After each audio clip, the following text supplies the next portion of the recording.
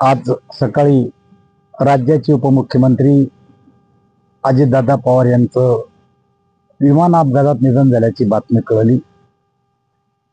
खरं तर दादाच्या जाण्यानं या उभ्या महाराष्ट्राचं नुकसान झालेलं आहे।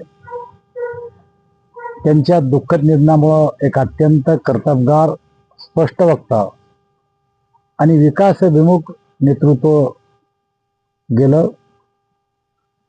महाराष्ट्राच्या राजकारणात कधीही न भुरणारी पोकळी निर्माण झाली। महाराष्ट्राच्या जनतेला कायम त्यांची आठवण राहील असं मला वाटतं। मी त्यांना माझ्या वतीनं, माझ्या कुटुंबाच्या वतीनं आणि जालना लोकसभा मतदारसंघाच्या वतीनं श्रद्धांजली अर्पण करतो।